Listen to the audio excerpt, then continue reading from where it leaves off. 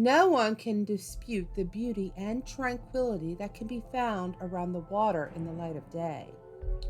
With serenity, the lingering darkness and horror can be forgotten. But what happens when dusk becomes night?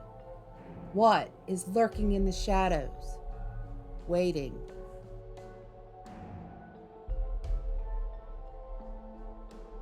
Yellowstone National Park is the oldest national park in the States.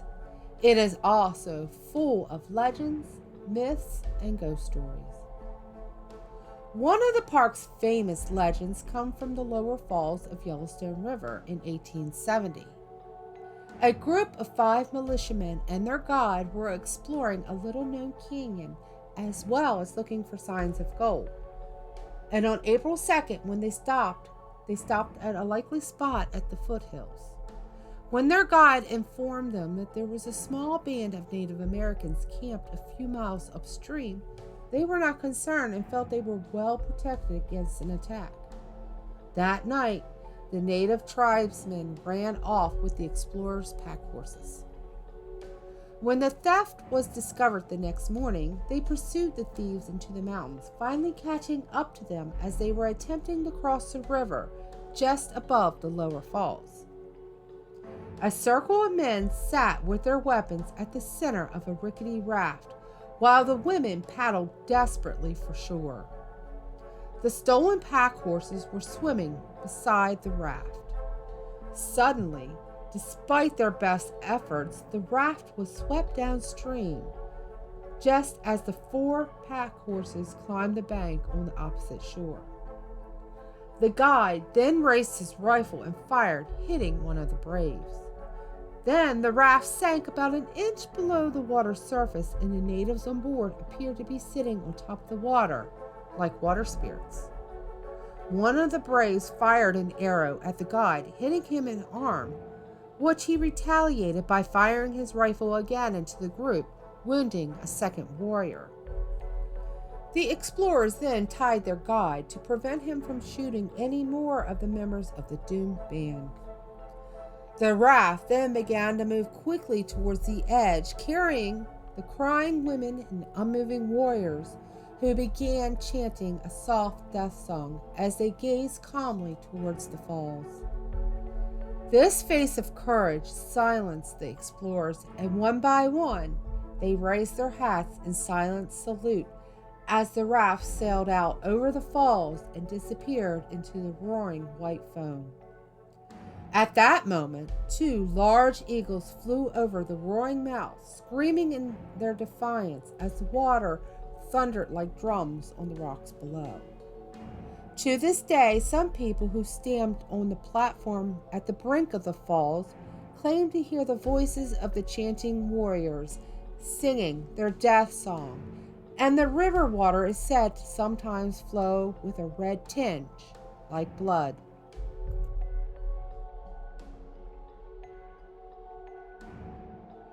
Dick Barter, or Captain Dick, moved to Emerald Bay along Lake Tahoe in 1863.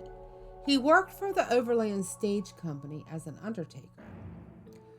Captain Dick was known as an unusual character that built his own tomb and small chapel on the summit of the island after his near-death experience in January 1870. That day, he decided to go to have a few drinks at Tahoe House in Tahoe City and set out in his boat across the icy waters of the lake. About halfway back on his return trip, his boat capsized near Sugar Pine Point. Captain Dick somehow managed to right the boat in the freezing waters and continue his trip home, half frozen. When he finally got home, he crawled to his bed half dead and remained there for several days unconscious. When Captain Dick finally awoke, he found that several of his toes had frozen and become gangrenous. He then took his own carving knife and amputated them himself. After that day, when people would visit, he would tell them of his near-death experience and then bring a box out containing his toes. Captain Dick then constructed his own burial chamber in the granite rock on Fannette Island. Above the tomb, he also constructed a wooden chapel. From that day on, he let it be known to all that he was to be buried there should his body one day wash ashore or be found lashed to the mast of Nancy, his sailboat. In 1873, Captain Dick, at 66 years old, made his final voyage. He drowned in the waters of the lake, and Nancy was found smashed against the rocks on Rubicon Point. Unfortunately, Captain Dick's body was never found. To this day, it is said that on cold winter nights, when a mist covers Emerald Bay, the ghost of Captain Dick can be seen rising from the icy waters of the lake, ascending the steep rocks of Fannette Island, looking for his tomb.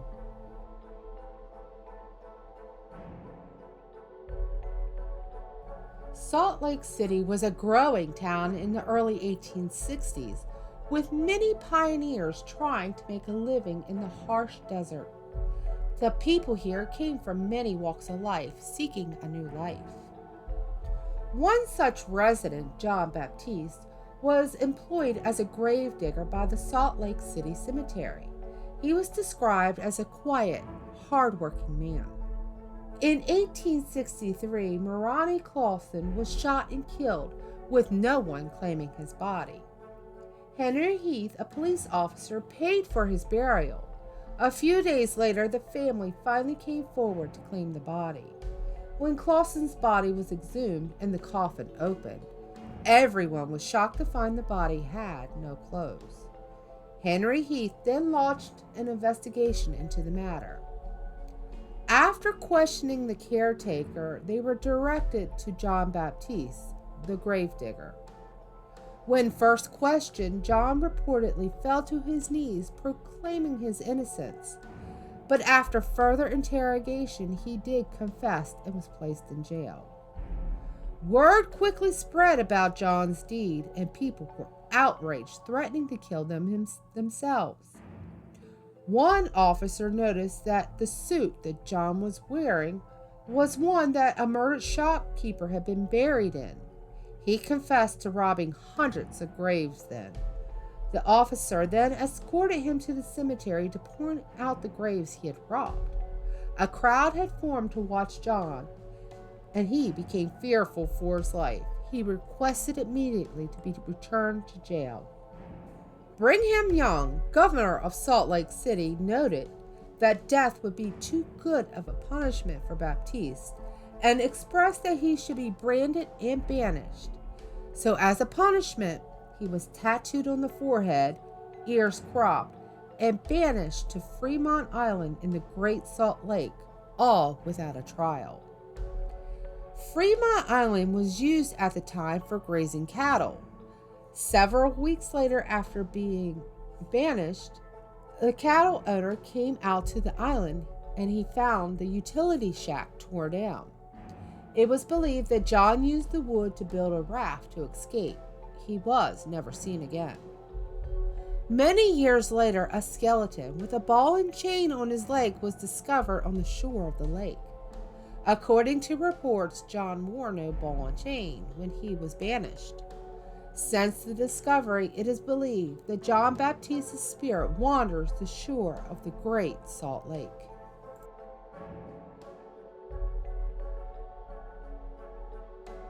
The Yampa River in northwest Colorado is a recreational paradise.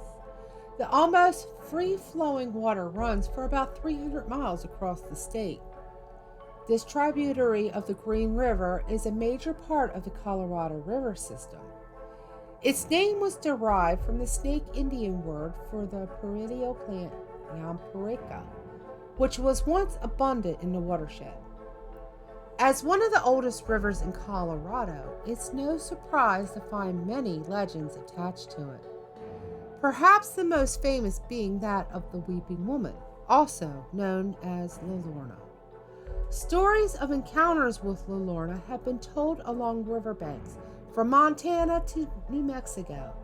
and it seems the legend still lives along the shores of Colorado's Yampa River. The La Lorna, or the Weeping Woman legend, has been a part of the Southwest Hispanic culture dating as far back as the conquistadors. Legends describe La Lorna as the most beautiful girl in the village with long, flowing black hair. She fell in love and married a rich man and gave him many children. When she learned that he was unfaithful to her, she was heartbroken, and in despair she took her children to the river and drowned them. Upon seeing her children sinking into the current, she awakens from the madness that gripped her and rushed into the water to try to save them. It is told that she met the same fate as her children. In her death, her remorseful spirit now wanders the shores of the river, alone, crying for her lost children. Boaters along the Yampa River still claim to hear her wailing along the canyons. Some have reported seeing her roaming the riverbanks wearing a white dress, crying for her children. It has also been told that she is to be feared because she will drag an unsuspecting victim into a watery grave, just like she did her children.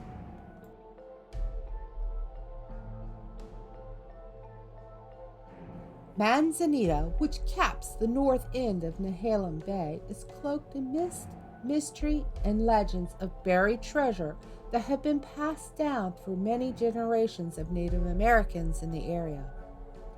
According to legends, in the late 1600s, a Spanish ship came to Nehalem Bay. One version says that they dropped anchor, but others claim they were shipwrecked. Both go on to say that a group of men came to shore and began climbing the side of the bluff, carrying a heavy chest. The men then stopped somewhere on the side of the mountain and started digging a hole, unaware that the local natives were watching. When they deemed the hole deep enough, the chest was lowered into it. Knowing that the natives would not disturb a man's grave, a slave that accompanied them was killed and tossed into the hole with the chest, both buried. Here is where the stories change again. One simply says that men returned to the ship, pulled anchor, and sailed away, never to return for the treasure. A second version says that several sailors were left behind to guard, but quarreled with the local natives over women and were killed. And yet a third version has the captain of the ship killing all crew members who wouldn't fit into lifeboats, and then set out to the open sea towards Baja California. When the early 1800s arrived, people settling in the area soon learned about the buried treasure from the natives. Since then, people have become obsessed with the legend and tried to retrieve the Spanish treasure, spending several years, decades, and even lifetimes digging hopeful holes in the bluff. During the 1870s, one treasure hunter named Pat Smith found stones marked with arrows, crosses, and the letters DEW, but nothing else has ever been found. In the 1930s, two other treasure hunters died in their attempts when their excavation collapsed on them. Many still believe there is treasure to be found here and are secretly digging holes, even though now it is illegal and the area is owned by Oregon Parks and Recreation Department.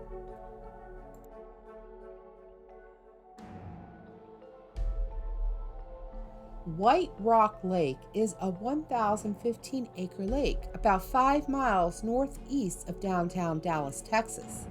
It is a beautiful spot with cyclists, runners, and families having picnics, enjoying its natural beauty. But there is something more to the lake than meets the eye.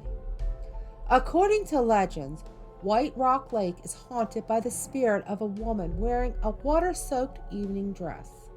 She is said to appear at night along the road by the lake, flagging down cars and asking them for a ride home, and then disappearing on the ride. In one story published in 1943, it says that a couple picked up the soaking wet woman and drove her to an address on Gaston Avenue. When they saw she had disappeared, they walked up to the house. A man answered the door and explained that he did have a daughter, but that she had drowned in the lake 2 years earlier. So who could the Lady of the Lake be? There are at least 2 confirmed cases of suicide around that time frame. One was in July of 1935 of Louise Ford David, who drowned in the lake. Another was in November 1942 of Rose Stone Mansfield. Or perhaps it is the spirit of another unknown girl who tragically lost her life but doesn't realize that she is gone.